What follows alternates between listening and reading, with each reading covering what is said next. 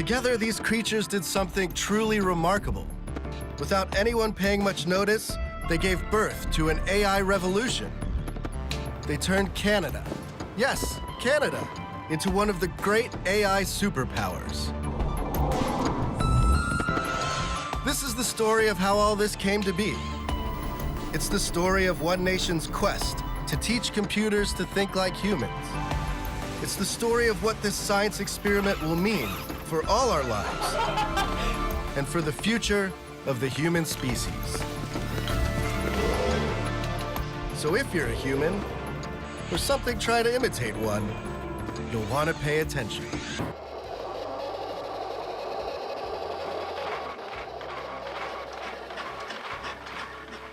Ever since people first came up with the idea of computers, they've dreamed of imbuing them with artificial intelligence.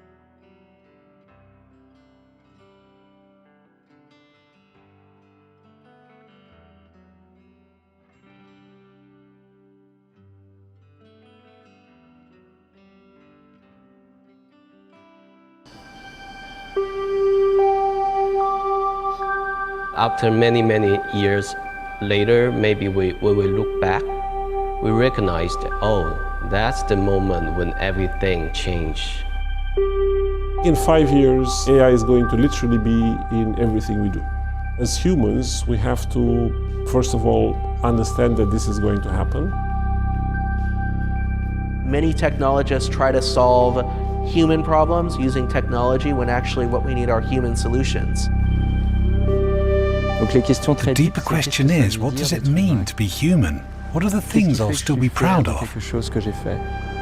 I find this moment extremely profound because it really forces us as a humanity to think through exactly what consciousness is, what makes humans human. Es geht hier richtig viel. There's a whole lot at stake here. Careers, unbelievable amounts of money, and who gets to shape the future. I've been covering this industry a long time, and there is always some new thing that big tech is chasing. First it was self-driving cars, and then it was the metaverse, and now everyone is all in on AI. There's one big tech giant that's made it clear it's not missing out. So, welcome to Microsoft headquarters in Redmond, Washington, where they have made a massive investment in OpenAI. They are already off to the races integrating this new technology, but winning is a totally different story. I'm about to go talk to Microsoft CEO Satya Nadella about why he thinks he can do it.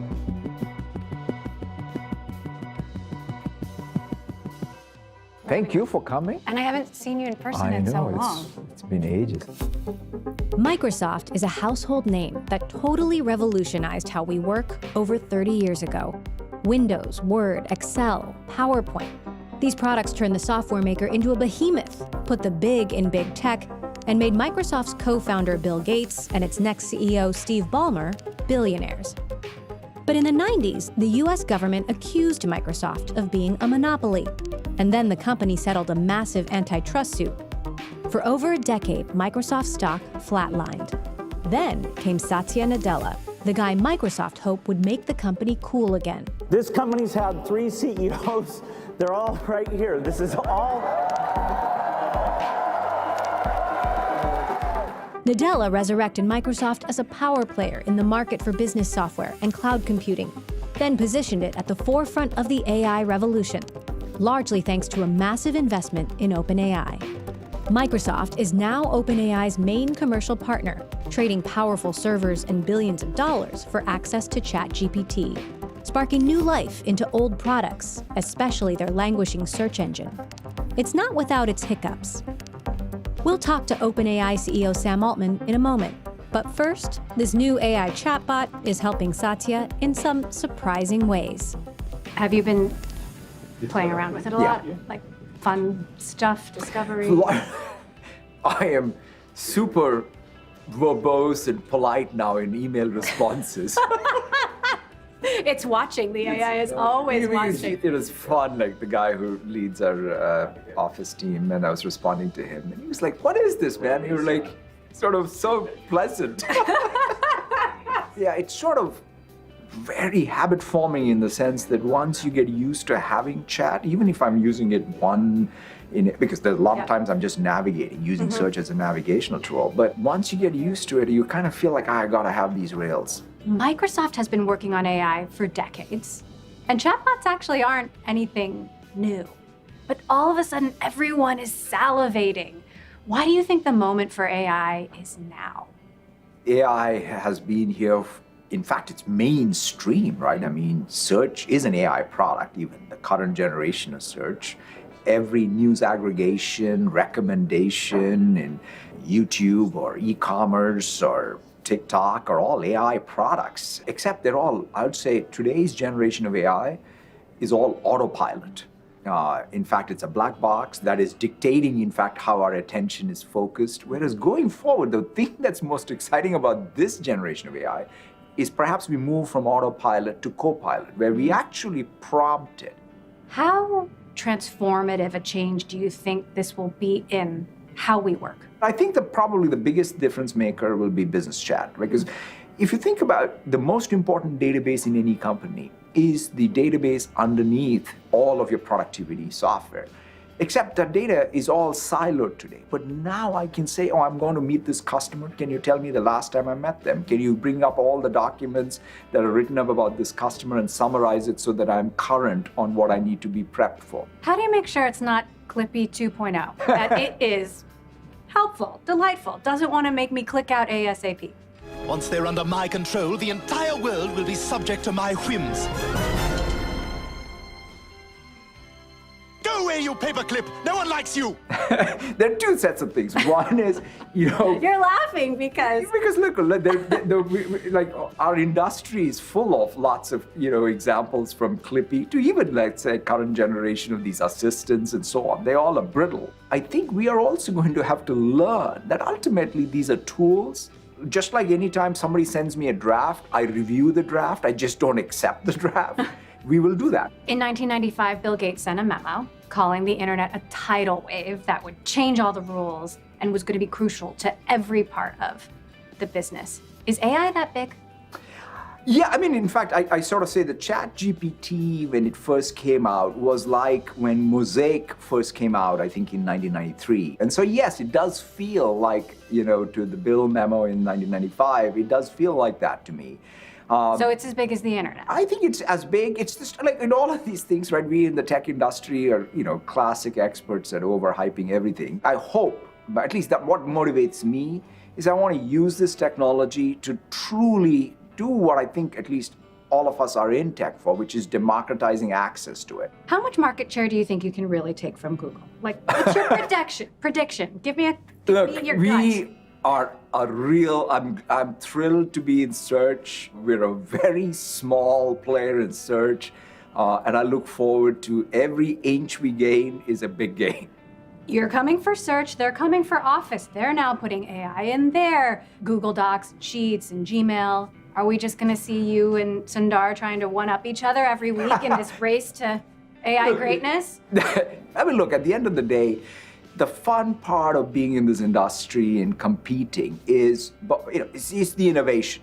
And competition is, the last time I checked, a fantastic thing for users and the industry. And I think Google's going to do, is a very innovative company, and we have a lot of respect for them. And I expect us to compete in multiple categories. Microsoft just reportedly laid off a team focused on ethical and responsible AI. Meantime, you've got the Center for Humane Technology calling the race to AI a race to recklessness. How do you respond to that? This is no longer a side thing for Microsoft, right? Because in some sense, whether it's design, whether it's alignment, safety, ethics, it's kind of like saying quality, performance, and design, core design.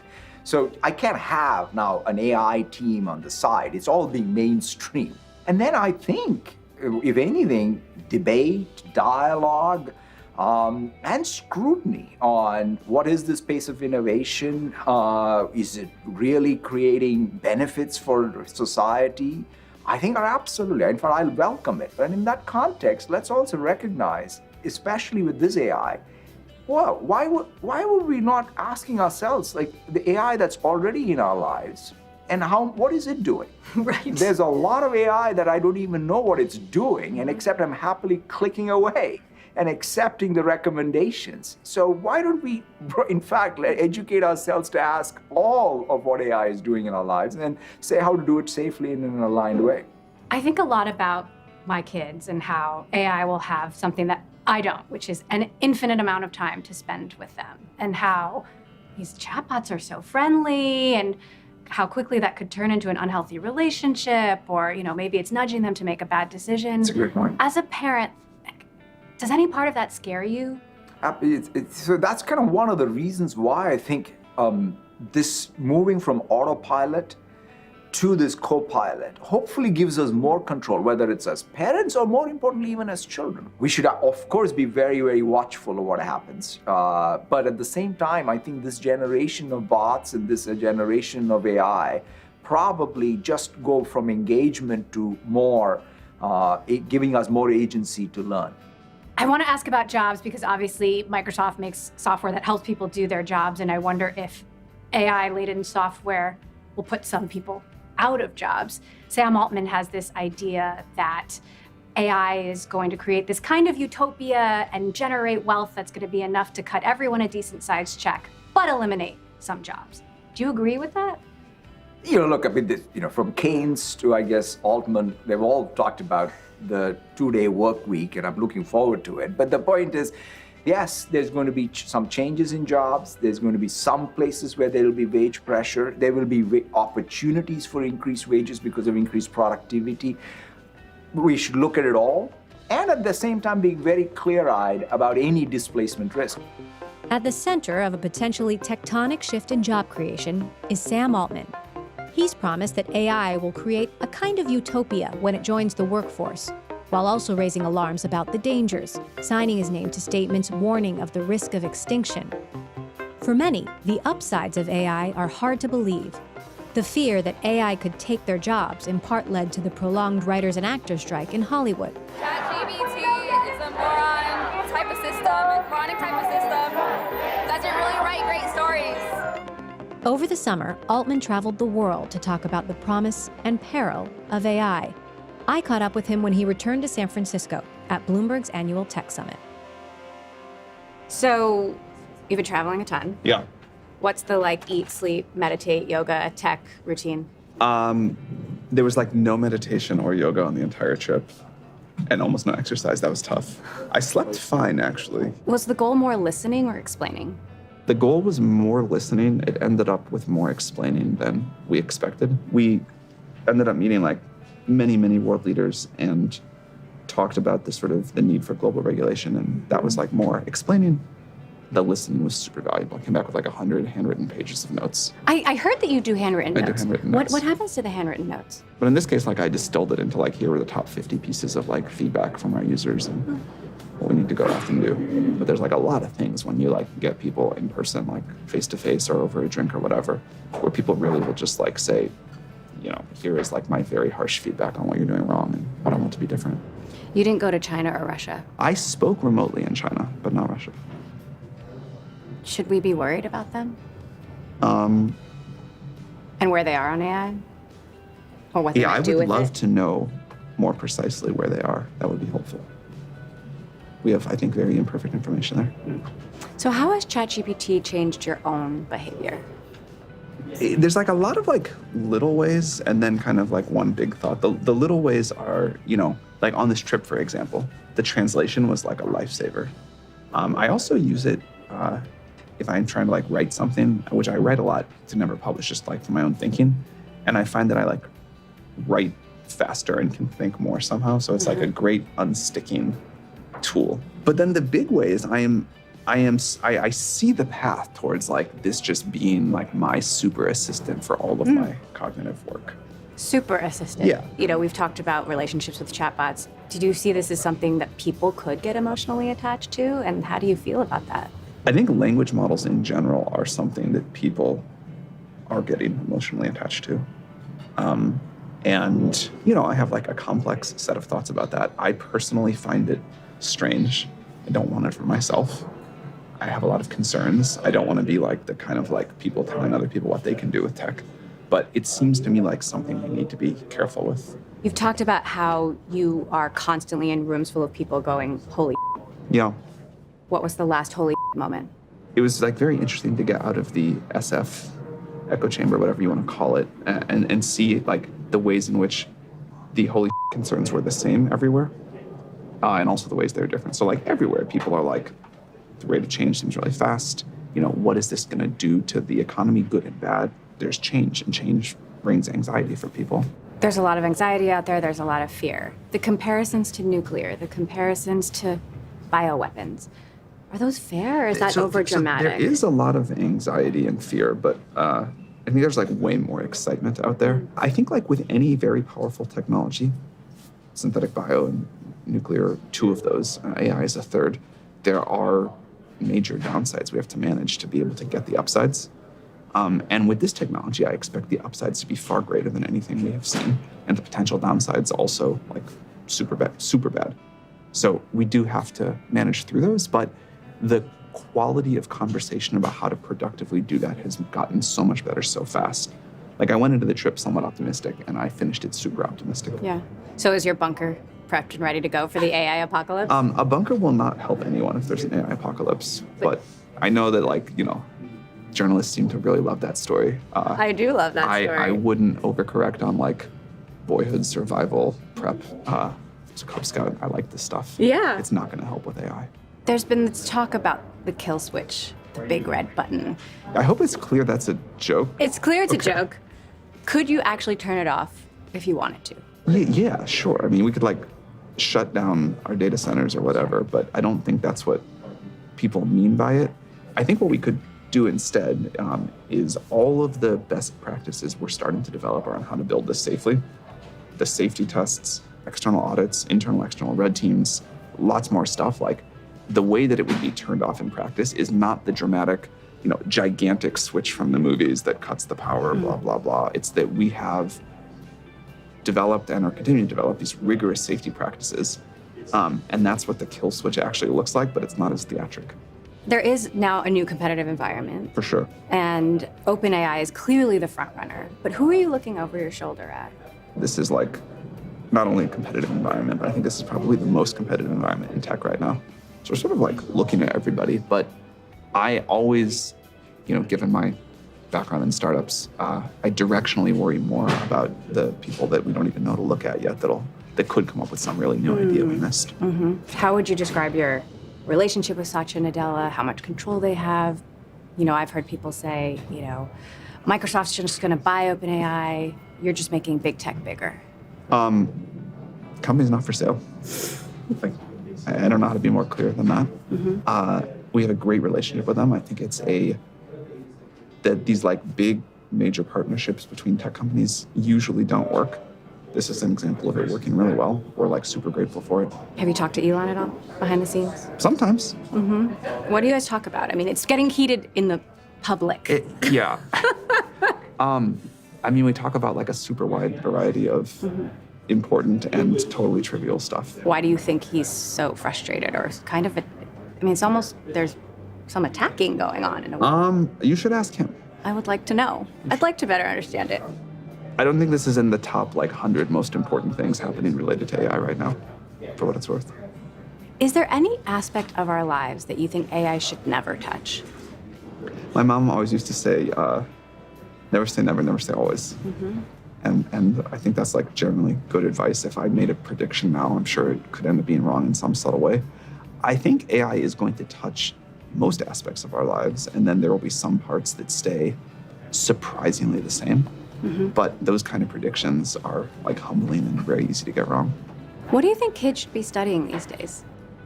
Resilience, adaptability, a high rate of learning, creativity, certainly familiarity with the tools. So should kids still be learning how to code? Because I've heard people say, don't need to learn how to code anymore, just math, just biology.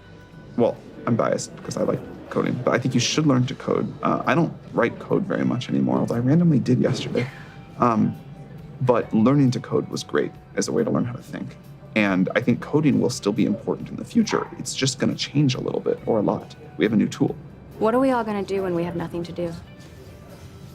I don't think we're ever going to have nothing to do. I think what we have to do may change. You know, like what you and I do for our jobs would not strike people from a few thousand years ago as real work.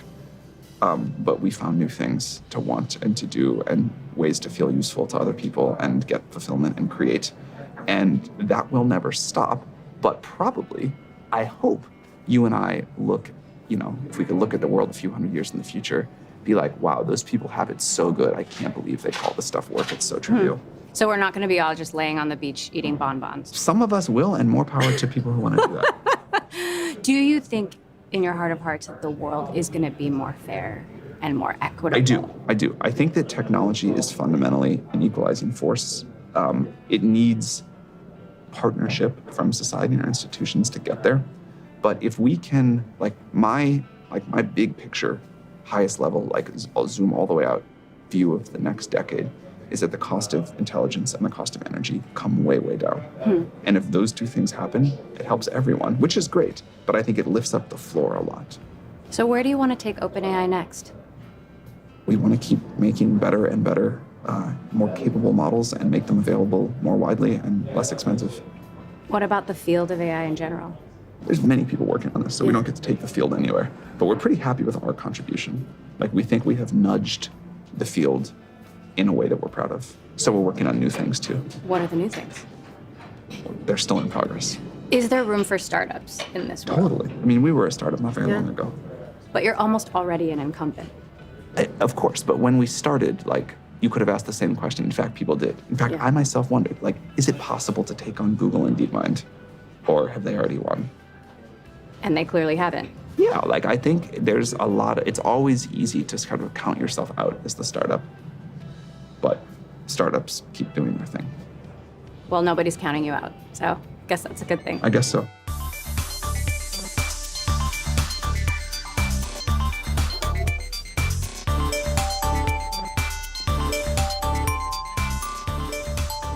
The one and only person who's going to be deciding our futures.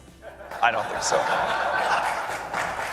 So you have been everywhere in the last few months. That was a long trip, yeah. It's a very special experience to just go talk to people that are users, developers, also world leaders interested in AI all day, every day for so long. In the middle of all this, you signed a 22-word statement warning about the dangers of AI. It reads, mitigating the risk of extinction from AI should be a global priority alongside other societal scale risks such as pandemics and nuclear war. Connect the dots for us here. How do we get from a cool chatbot to the end of humanity? Well, we're planning not to. That's the hope. But there's also the fear.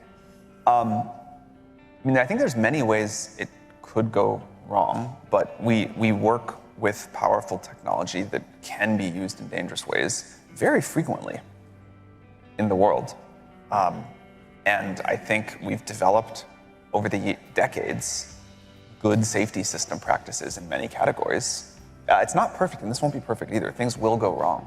The main thing that I feel is important about this technology is that we are on an exponential curve, and a relatively steep one. And human intuition for exponential curves is really bad in general. It clearly was not that important in our evolutionary history. And so I think we have to, given that we all have that weakness, I think we have to really push ourselves to say, okay, GPT-4, not a risk like you're talking about there, but how sure are we that GPT-9 won't be? And if it might be, even if there's a small percentage chance of it being really bad, that deserves great care. And if there is that small percentage chance, why keep doing this at all? Why not stop? A bunch of reasons. I think I think that the upsides here are tremendous. The opportunity for everyone on Earth to have a better quality education than basically anyone can get today. That seems really important, and that'd be a bad thing to stop. Medical care and what's I think going to happen there, and making that available truly globally. That's going to be transformative. The scientific progress we're going to see. I'm a big believer that real sustainable improvements in quality of life come from scientific and technological progress, and I think we're gonna have a lot more of that. So there are all the obvious benefits, and I think it'd be good to end poverty, but we gotta manage through the risk to get there. I also think at this point, given how much people see the economic benefits and potential, no company could stop it. I think even you would acknowledge You have an incredible amount of power at this moment in time. Why should we trust you? You shouldn't. Like, I don't, as you know me for a long time, public talking, like I'd rather be in the office working. But I think at this moment in time, like people deserve basically as much time asking questions as they want. And I'm trying to show up and do it. But more to that, like no one person should be trusted here. The board can fire me. I think that's important. I think the board over time needs to get like democratized to all of humanity. There's many ways that could be implemented. We think this technology, the benefits, the access to it, the governance of it, belongs to humanity as a whole. If this really works, it's like quite a powerful technology. You should not trust one company and certainly not one person with it.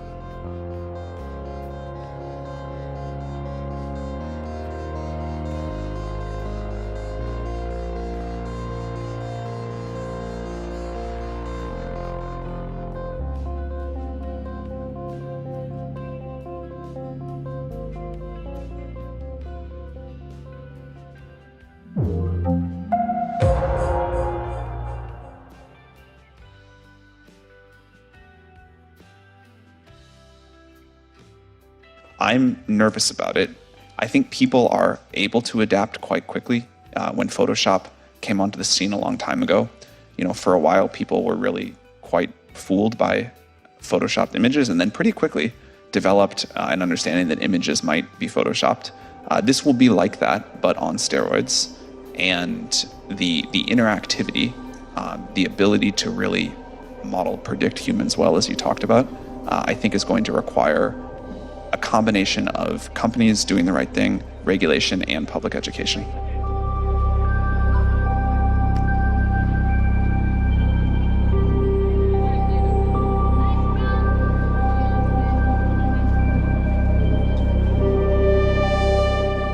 (2024) is a crucial election year, not only in the United States, but worldwide. There will be European Parliament elections, there will be elections in India. I mean, it's a large amount of people in the world will actually go to the polls. And while we're living in this big experiment where it's very hard for independent researchers, journalists, civil society organizations to probe these models, that we may only find out, what the harms and malign uses as a weapon against democracy were when it is too late. Shortly after Sam Altman appeared before the US Senate, he co-signed a statement along with a number of high-ranking executives from Google, Microsoft and other tech companies.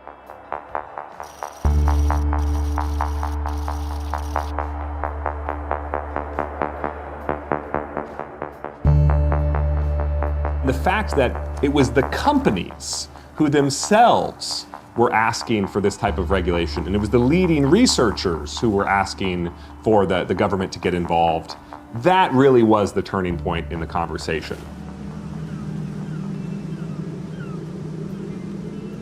To understand the effect that generative AI was having behind the scenes of global politics at the time, you have to travel north to a small Swedish city called Luleå, around 150 kilometers south of the Arctic Circle.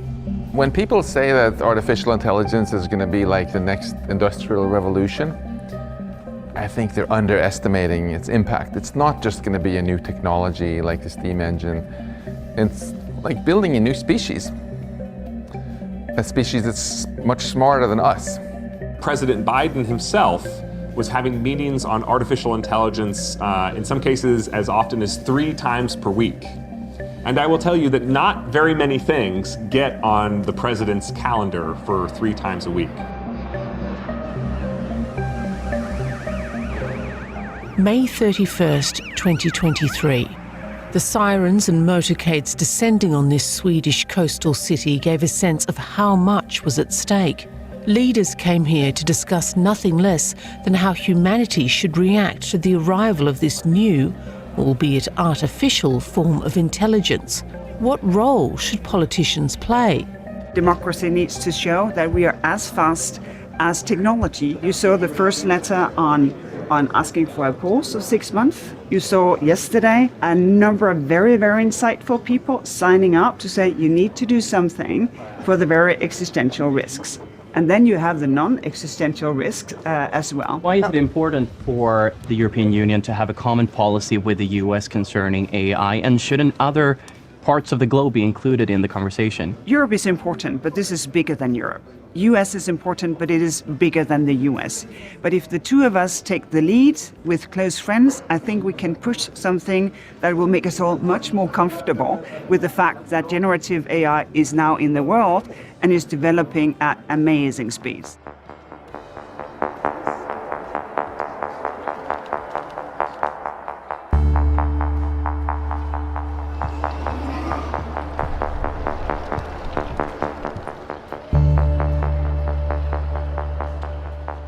Jonas Androulis was also invited to the top-level meeting in Sweden to represent the views of European AI startups and call for fair competition. Of course, there are other AI companies in Europe, but we're the one that's keeping pace the most with the global leaders. I assume that's the reason why we're here, not because we're so charming.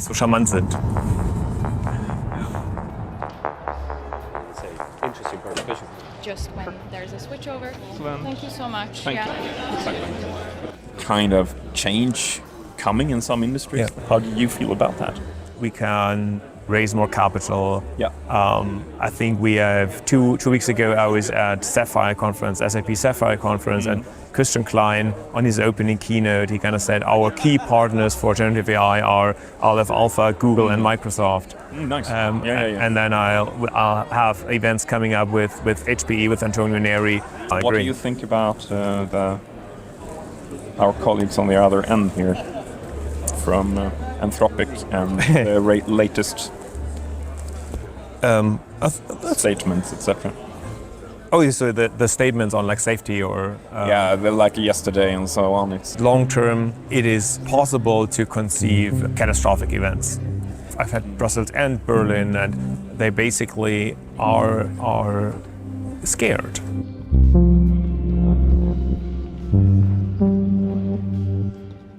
We will start with Jonas Androulis, who's the founder and CEO of Aleph Alpha. The floor is yours, and thank you very much for being with us today. All right, thanks for having me. I think we're all like a little bit dizzy. The speed of change, like everybody I know that is in AI is kind of stressed out, and with this technology, we're only even just scratching the surface. I fear that knowledge work is an important part of what is happening in Europe. So this is an opportunity for us to build new empires, to build new value, but it's also a risk that we're losing a substantial pillar that we're standing on. Thinking about how we can make this a fair playing field, because I think it's in everybody's interest that Europe will contribute to a safer future in AI. Thank you very much. From our perspective...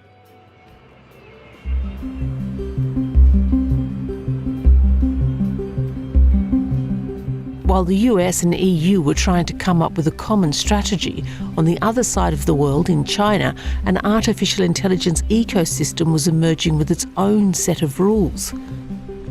AI is a key part of China's efforts to become a global power. I always remember my mom and my dad pushed me to this Olympic school in order to get specialized in mathematics, and also English school. It's like extra work besides this regular school work. So basically you have to take the lessons on Saturday, on weekend. It makes me a quick learner. And my mom is correct, right? So in order to keep progress, in order to keep pushing yourself, you have to keep learning. And I always tell my employees also to keep learning, to keep up this fast pace in AI. My father was a professor in computer science, so I am very lucky to get in touch with AI in the very early days. Back in 2009, I was trying to build some AI models, very simple AI models. Nowadays, if you look from today's large language model perspective, that model is like a very simple like a small ant. Han Xiao has worked in both the East and the West. He's held positions at the Chinese tech giant Tencent and German online retailer Zalando. 3 years ago, he founded his own company. Gina is an AI startup with offices in Shenzhen and Beijing. But its headquarters are in Berlin. Oh, we are doing another interview here. Why? Yes, for the website. For the website? Yeah, we have the internship program with interns, and now we want to add also like employees' experience, so people can see how it is to work at Gina. Yes. Not only from an intern perspective. Yes, I see. So, Halima, of course, from India. Isabella from South Africa. Yeah, from South Africa. Aladdin from Tunisia, right? Jackmin from Malaysia. Michelle, finally, from Germany. I have a limited amount of wires, right? And so I can only power one monitor. And so like sometimes I really need to like show people the architecture and like also show people the results of the model. And so it's nice that I have like this second screen where I can draw on it as well. So like it basically becomes touch screen. So this is basically showing the progress of training the model. It's kind of like a stock market, right? I see this model performs relatively good because you can see it's increasing over time, but sometimes it's not very successful. For example, this model start very high, but then the progress kind of stops. That is wasting our time, it's wasting GPU resources, energy, and so on, right? Han Xiao and his team are working on optimizing AI models for specific applications. For example, linking text, video, and images. Their goal is to make communication between humans and machines more intuitive and natural. A lot of people may recognize this guy. This is a kind of grandpa meme, right? So it's very popular on social media, right? So if you upload this picture to the algorithm, it will generate a story. You can generate comedy, erotic, fantasy, horror, all this kind of story. So we just keep it default and then we just do. It wasn't supposed to be like this. I was meant for more. He whispered to the room, his words echoing into silence. I am more than the lonely man I've become. More than these disappointments. Suddenly, his eyes glinted, a revelation forming within his mind. Perhaps it is time I showed the world that again. With strengthened resolve, Arthur placed the coffee down, marking an end to his solitary reflection and the beginning of a new chapter. So basically, this is what you can do when you push multimodal AI into an extreme, right? So you can see from a single image, you are able to generate not only a text description, but an emotional audio story.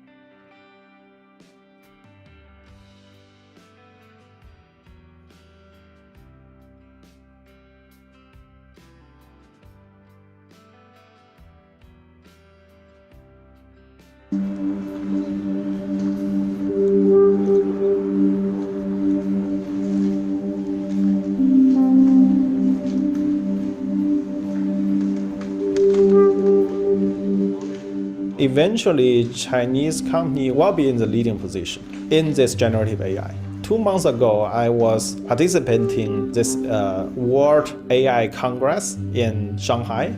And during that conference, there was 30 large language models released on one day.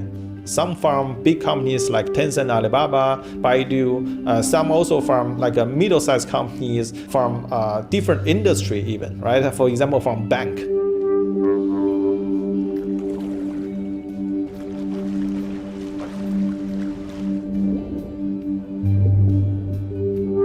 This Chinese company are usually very good at learning from US company, right? So they kind of copycat what US company are doing and then make it even better. I don't doubt that one day you will see one of the top models in the benchmark, in the leaderboard, are actually from China. The question of which companies will dominate the age of artificial intelligence has real geopolitical consequences. China is using the expertise of its tech companies to expand its power. Western nations, meanwhile, are trying to counter this.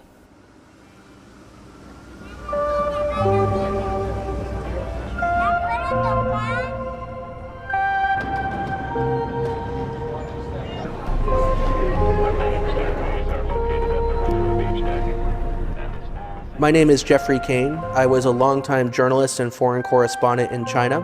I wrote a book called The Perfect Police State, and I was an advisor to the US Congress, to the House of Representatives on sanctions and Chinese politics. From what I have seen around the world, in China and elsewhere, I am deeply concerned that we do not know how to manage AI yet. We do not know what's coming.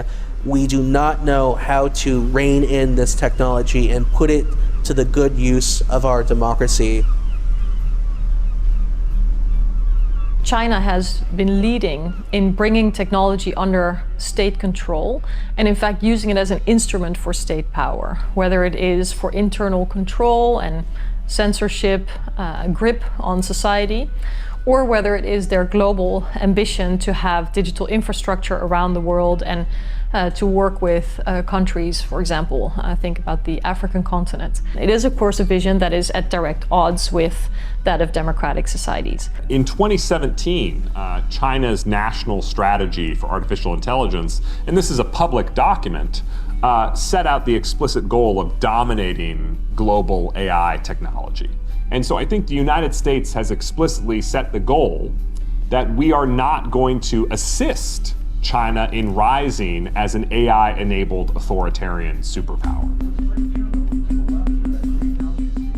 Ironically, in the past, it's been large US companies that have undermined their government's policies in order to gain access to the massive Chinese market.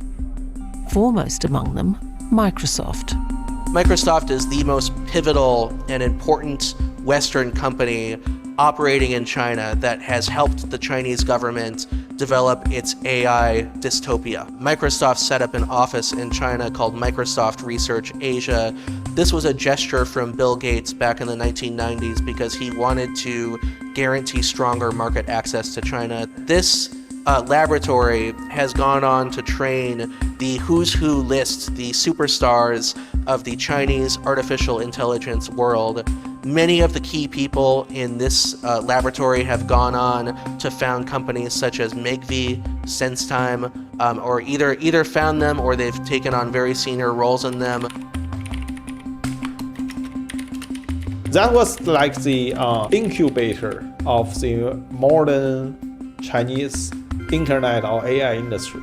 A lot of great people, great researchers, startup founders actually come from Microsoft Research. And those talents are now becoming kind of the very big influencers, opinion leaders, and really like entrepreneurs in China. Yeah. Microsoft helped build China's tech elite. This, in turn, has been used by the Chinese government to create a gigantic surveillance state that operates with the help of AI.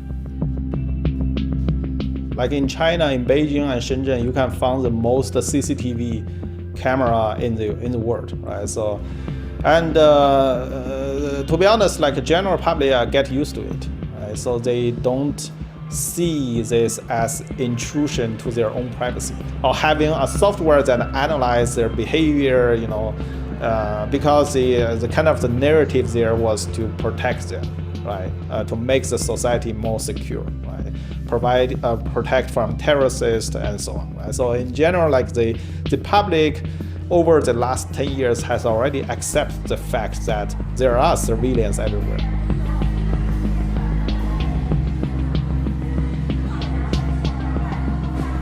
And now, not only you have an option of listening to all the information that people exchange in society, now you also have the cognitive capacity to process all of this. So that's a scary future. Unfortunately, it's definitely not an impossible one. Right now we have like over 500 city brands across the country. That means one city is just like Shanghai. They have a lot of big data analysis center. They're collecting all this data from different areas, and they have the machine, they have the algorithm, like centralize it and do the computation analysis and making all these decisions.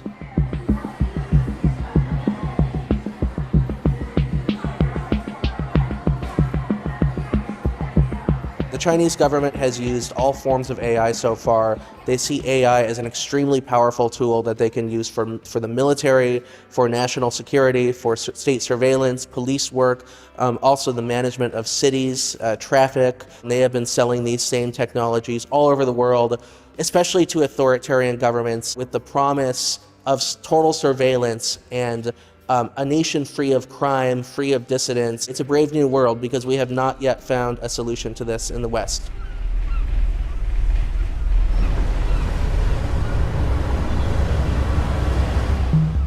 China is forging ahead. The US is pursuing its own interests. And the EU? It's striving for independence. If Europeans don't play a part in shaping this future technology, then it will be American or Chinese AI that will penetrate our lives to an unprecedented extent. It will know us as well as our closest friends and relatives. It will communicate with us around the clock and influence our thoughts and actions.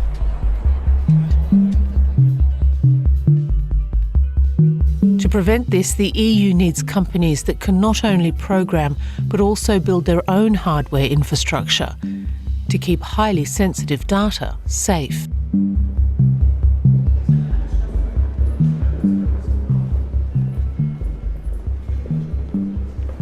The most precious commodity, the most important resource for the future of generative AI is GPU power.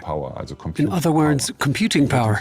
In the future, it will be as essential as electricity and water have been for developments that have taken place in the past. There's already a saying in Silicon Valley, the GPU poor, the people with fewer graphics cards.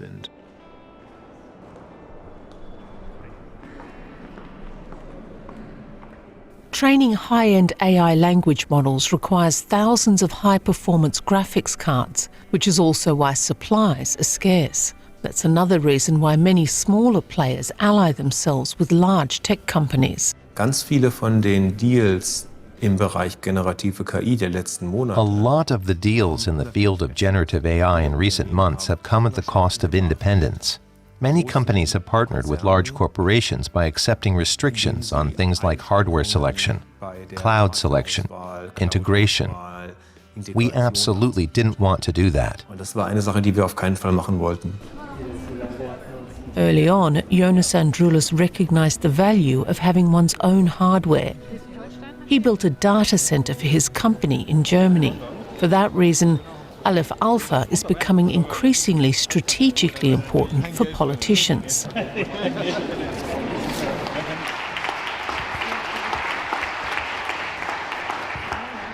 The media talks about you as Germany's answer to ChatGPT. Is that right? Ja, das ist falsch. Also einfach weil, also gerne die deutsche Antwort auf OpenAI. That's wrong. You could say Germany's answer to OpenAI, but ChatGPT is a product aimed at the consumer. It's really intended to help school kids do their homework, or to write a poem for grandma's birthday and things like that. That's not our target group at all. We want to go where the most complex and critical processes are. For example, in the financial industry, in administration, in security, in healthcare. That's where we want to build systems that assist and support people.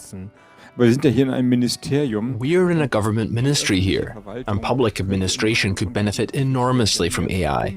We have an incredible number of processes that could be systematized and carried out. So the focus of my work here was a bit like asking how the public sector could act as a mainstay consumer, generating work, if you can put it like that, which would create demand for German and European AI technology. I mean, it's an AI company that targets the public sector, and we are the public sector. So we only have to see that we generate opportunities for these technologies to be tested, be it through customer experience, funding decisions, or even permits. We talk a lot about regulation and that kind of thing, but if we continue to be dependent on foreign countries and commercial enterprises for this essential technology, then in the future things could potentially end up like they did with energy, like with gas recently, where we wanted to say certain things, but we couldn't, because otherwise it would have gotten cold and dark around here.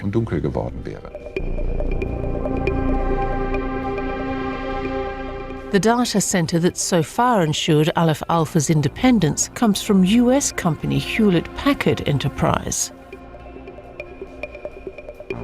Hewlett-Packard Enterprise is einer der größten Player. Hewlett-Packard Enterprise is one of the biggest players when it comes to setting up computer infrastructure. They build data centers. They set up internal server rooms. A lot of the high-quality infrastructure on which the modern world runs comes from HPE.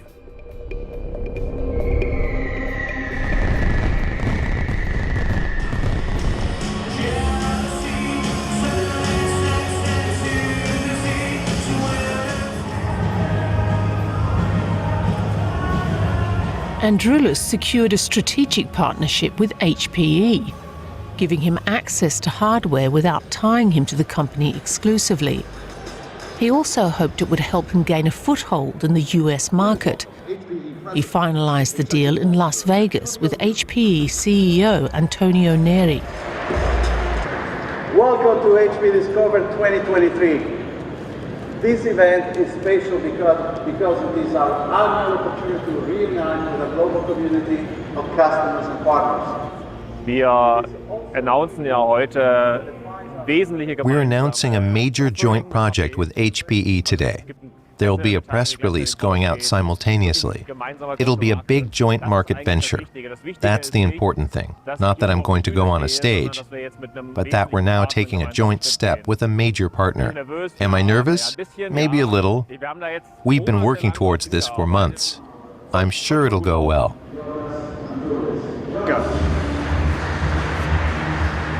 What is the competitive advantage of your model eventually? So, I mean, we're building our model like we have an independent tech stack, so we're not relying on any kind of external dependencies. We recently solved explainability in a new way, so you can not only see positive, like confirming sources, but also disagreeing sources. You share with me an example of that. Yes, exactly, right, from your own kind of speech. So I think this is... There are analysts here, so be careful. Yeah, well... Americans move fast. They're willing to take risks. But of course, this partnership also has to benefit HPE. And any partnership can come to an end at any time.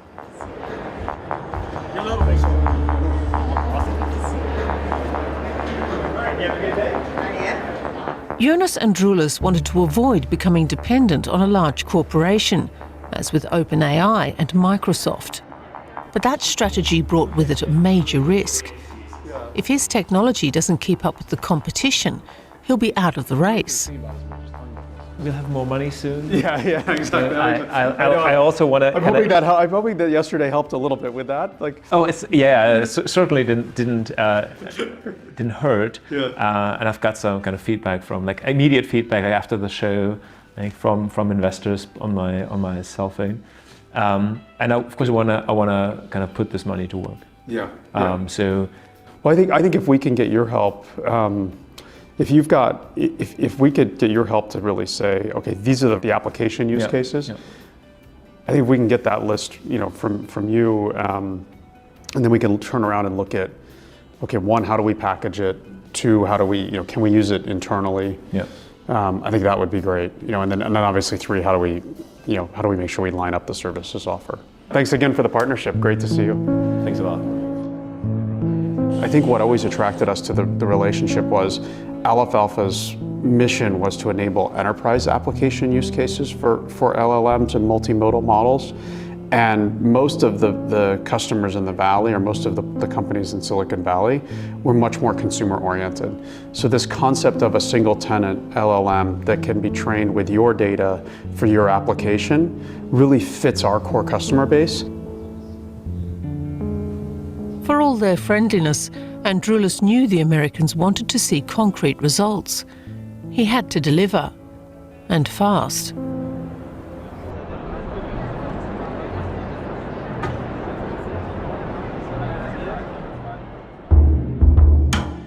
I will show you anger. I have a smile for you. Are you happy with the trade fair so far? Ich bin sehr zufrieden. Viele Menschen kommen vorbei und wollen mit mir sprechen. What's been most interesting?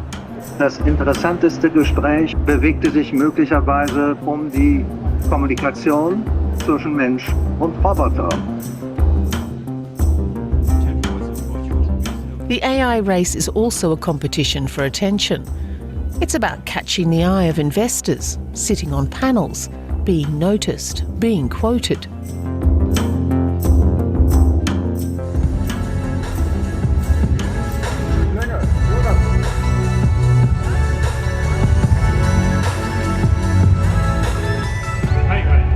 We've already heard from a few masterminds on this topic today, and there are still a few more to come. With you, we'll be asking to what extent AI itself will drive innovation.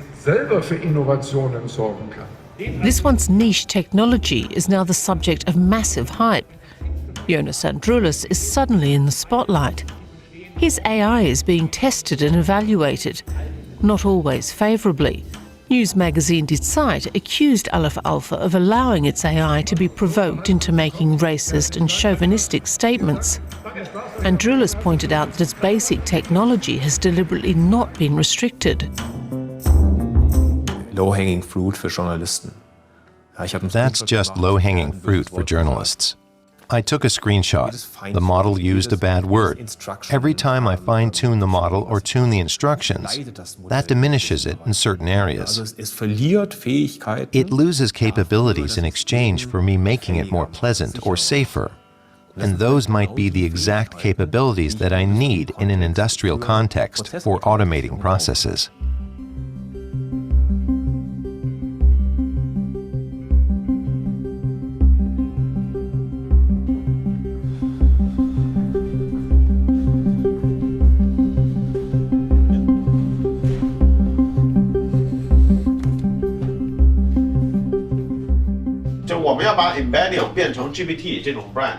We want the embedding technology to become a well-known brand, just like the iPhone. That's the most important thing. Don't think about whether it makes sense or not. We want to become a company like OpenAI, the top provider in the embedding world. I was talking to him about the upcoming plan because we are going to release a new product, which is kind of a competitor to OpenAI embedding platform. And so we were just kind of discuss what are the best way to kind of push the team to focus on this product, right? Because there is also like we have team with different cultural background, and sometimes it's very hard to kind of organize everybody to concentrate on one thing. This is also because the AI is developing so fast, and a lot of hypes are here and there, and people want to try this out, try that out. So I just talk to my CTO and make sure that all the senior engineers, senior leaders are kind of on the same page. For me as a CEO, my primary job is actually killing the fun, right? Killing the fun part by killing all this distraction to make sure that people concentrate on the single mission to make this company a success. We are kind of developer-driven company, so most of our customers, our users are actually developers, are software engineers. So for example, right now there is a Zalando sitting there, right? And their engineering team is also our customer. The biggest challenge is the competition in AI is just too intense. The investors are not stupid. Like most of the investors, especially when it comes to later round, investor has a very strict evaluation about this company. So the companies that we are competing with, such as Hugging Face from France and Cohere from US. So those companies are not like those guys previously worked at Google, or graduated from MIT, Stanford. So they are very smart people. So most of the investors will look at us as not as a small company, but they will evaluate us with more, not based on the hype, but based on the performance of the company, right? So that means we have to show two things: either the hyper growth of the user, so we need to grow the user base super fast, or we show them a solid revenue.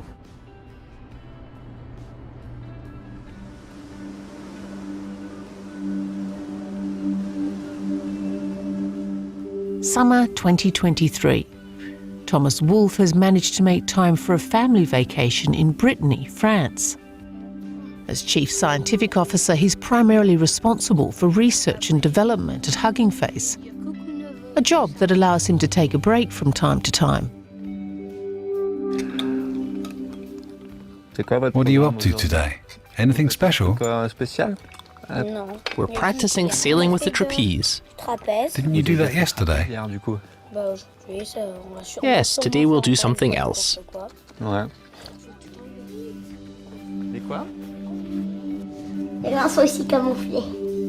Meanwhile, Thomas's business partner, Clement DeLong, is in the spotlight. He's the CEO of Hugging Face, the public face of the company.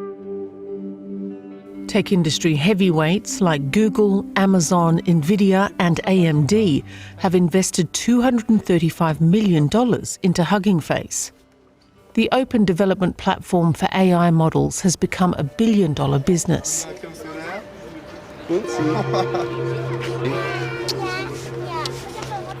The company gained even more prestige when Mark Zuckerberg's Meta used Hugging Face to publish its high-end language model Llama 2. It's a model that was recently published by Facebook, or Meta.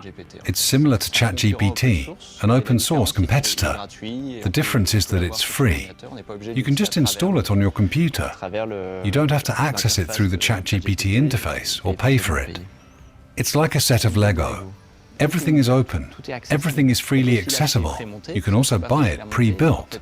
If someone builds an open source model for you, it's like they're building Lego for you. A beautiful sports car made from Lego. And then it's yours. You can open up the hood and look inside. The greatest advantage of open source, its free accessibility, is also its greatest weakness. What if a model was developed further by criminals, terrorists or other bad actors and used to cause harm? Any security mechanisms built into a language model can easily be removed.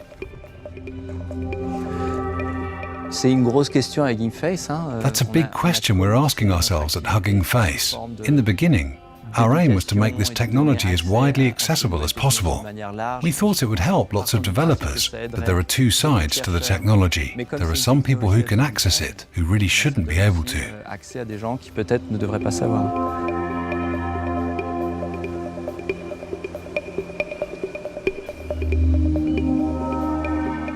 There was a guy I met last year who had an AI designed to develop medicines, molecules that are good for your health. And just as an experiment, he put in a minus sign and trained it to look for molecules that were bad for your health. And within 4 hours, it discovered thousands of chemical weapons, including VX, the most powerful nerve gas that we here in the US have developed, So of course you shouldn't open source things like that. It's just crazy. I'm a scientist. I love open source, right? And it's undeniably, if you think about the pace of progress, how do you make sure that there is the most progress? Open source is your friend. Having said that, I just cannot completely ignore all the dangers. And of course, the only argument I have seen so far from supporters of open sourcing everything is saying, well, we will figure it out. It's easy to comment from the sidelines, to simply warn that it's all dangerous. It's more difficult to actively get involved, to try to create something positive, something good. It won't necessarily be successful. There'll be mistakes, and then fresh attempts, but I'm going to try. It's risky, but we'll follow the path we think is right.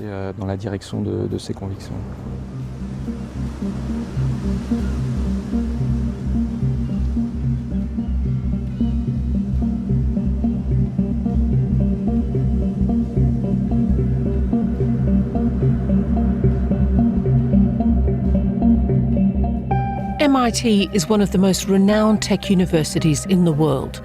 It has close ties to industry. The research carried out here has the potential to change the world. Needless to say, MIT is at the forefront of artificial intelligence. In addition to his work with the Future of Life Institute, Max Tegmark is a professor here. The topic of and there's good news about his important project. The new developer tool performs just as well as the equivalent technology from OpenAI.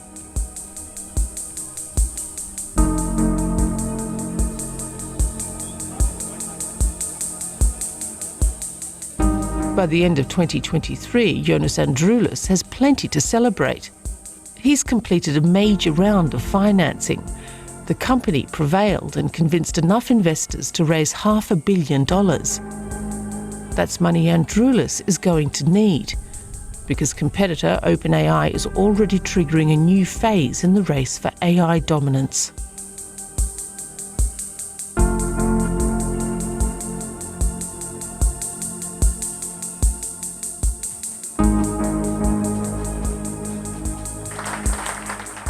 We did a lot of things that smart people told me 4 years ago they would be impossible. Build deep tech AI R&D out of Germany, impossible. Fund this with mostly European capital, impossible. Build our own data center, impossible. Contribute category-defining research, impossible. And now we are entering into a new era, and I'm super happy to have you all with us. And thanks for being here and help us make this the best party that Heidelberg has ever seen. Thanks.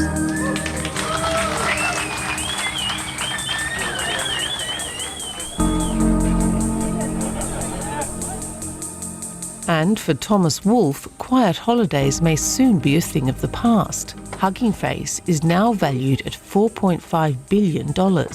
Thanks to successful startups and the AI Act, the EU at least has a seat at the table alongside the US and China. For now, for humanity at large, the question remains, what kind of world are we building right now for ourselves and for our children? I was holding my little baby Leo, he just turned 9 months old, and looking into his eyes and thinking that, right now, his language abilities are much worse than ChatGPT 4. And he's never going to catch up with AI, ever. I have 2 kids that are in middle school, and I'm thinking exactly about that, what I should teach them about, so they kind of prepare for the AI-infused future. How do we teach our kids to kind of build something like unique and individual? The machine is our sibling, it's our brothers or sisters, so we're working together. So I think that's how I feel.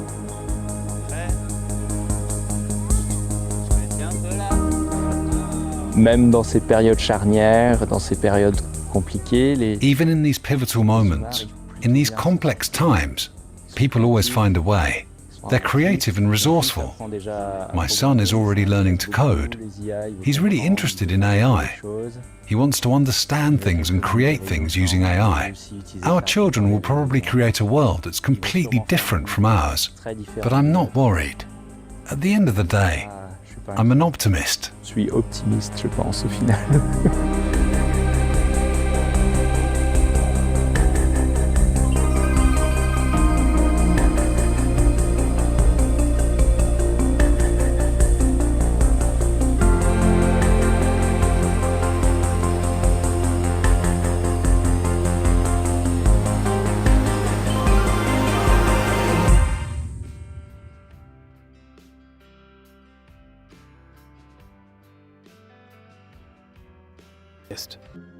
This photo won.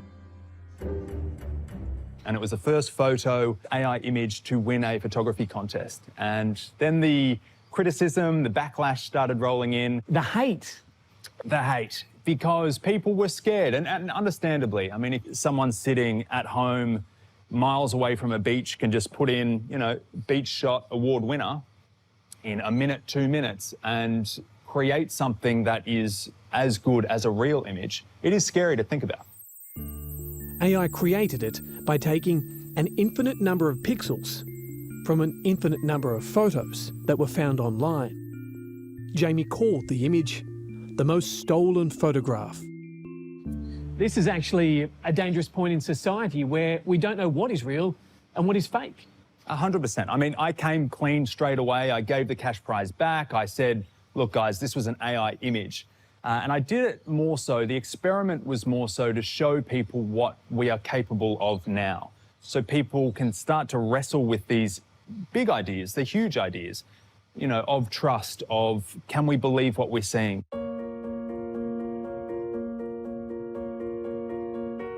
People say, am I afraid of AI? I say, I'm not afraid of AI, I'm afraid of HS. And they say, well, you know, what's HS? HS is human stupidity. It's the dumb things people will do with powerful tools. So we do need rules, we do need regulations, we do need a framework around these kind of technologies. Now is the time to be doing that because I don't actually think we're at a dangerous point yet.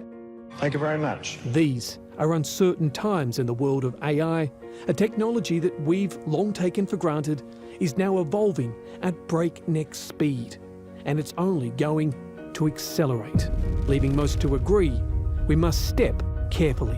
It's all the real thing.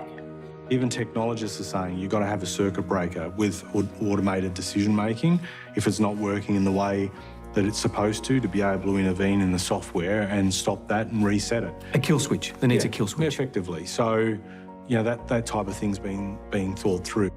If all of this seems too much, perhaps the solution is simply to turn the machines off. Often I get people asking me, oh, but it must have an off switch. No, it doesn't, okay? If, you know, AI in itself is self-replicating, it's distributed everywhere, and our economies are dependent on it already. The challenge that's facing humanity in the age of the rise of artificial intelligence is not the machines. The challenge that's facing humanity is humans and how they are instructing AI to serve us. Well, let me introduce to you The Labyrinth of Destiny. The Labyrinth of Destiny. This is my next book, is it? And as for Jeffrey Archer's latest book, written by AI, the good Lord was given a sneak peek. The lamplight danced upon the aged parchment, casting ethereal shadows across the room. No, that's not me. That's someone else. I don't even want to correct that. As if the secrets contained were eager to break free. Oh, come on. As if the secrets were able to break free. Write your own bloody robot piece. This cheers me up immensely.